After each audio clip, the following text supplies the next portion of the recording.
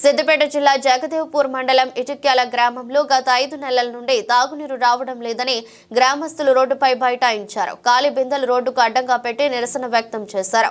ఈ సందర్భంగా గ్రామస్తులు మాట్లాడుతూ మిషన్ భగీరథ అధికారులకు ఎన్నిసార్లు చెప్పినా పట్టించుకోవడం లేదని గ్రామస్తులు ఆవేదన వ్యక్తం చేశారు.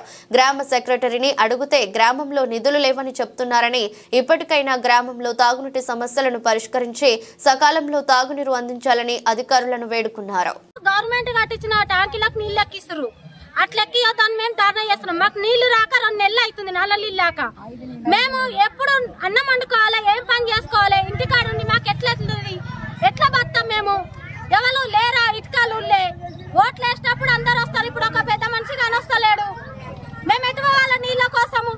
3 ట్యాంకీలు ఉన్నాయి. ఒక ట్యాంకీకి కరెంటు ఒక రోజు ఒక వాడకుంటది, ఒక వాడకుండది. చాతగాని ముసలి ఉంటుంది, దానికి నీళ్ళు ఎవరు పోయాలి? చాతనైన వాళ్ళము ఫిల్టర్ నీళ్ళు తెచ్చుకుంటాము, ఉప్పు నీళ్ళు పట్టుకుంటాం.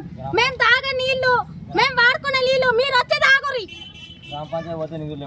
ఇచ్చేటోళ్ళు మాకు అవ్వాలి, ఏమేమి ఇస్తారో వాళ్ళు వచ్చి రర్రి ముంగట్టుకొచ్చి మాట్లాడురి. మేమేమైనా కడతలేమా? ఇంటి పన్ను కడతలేమా? కరెంటు బిల్లు కడతలేమా? ఏ బిల్లు కడతలేము? గ్రామ పంచాయతీకి ఏమి ఇస్తలేము. బయట కాలాలు ఏమి ఇస్తలేరు. ఎందుకు నిధులు లేవు?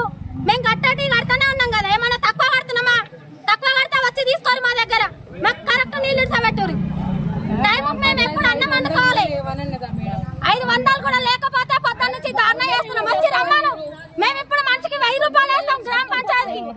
ఎన్ని కడతామో కడతాం. నల్ల నీళ్ళు రావాలి. ఒక వాడకు వస్తుంది ఎట్లా, ఒక వాడకు రాదు ఎట్లా. నల్ల ఎందుకు ఇస్తాడు? ఏం చేస్తారు? ట్యాంకులకు నీళ్ళు ఎక్కియాక ఎక్కిస్తే 3 ట్యాంకులకు నీళ్ళు ఎక్కియాలి, లేకుంటే మొత్తం బంద్ పెట్టాలి. లేకుంటే చేసి పెట్టి ట్యాంకులు కూడా కొడతాం. ఏడుకెళ్ళి వస్తున్నాయో నీళ్ళు, ఏడుకెళ్ళి వస్తున్నాయో వాళ్ళకి అవలు ఎక్కిస్తారు. మేము కూడా సొంతంగా వేసుకుంటాం. మేము కూడా మనిషిని పైసలు వేసుకుంటాం. అంతా ఇంకా మేము పని చేస్తున్నాం. వాళ్ళ లెక్కలు మేము వేసుకుంటాము. ట్యాంకులకు నీళ్ళు ఎక్కిస్తాం.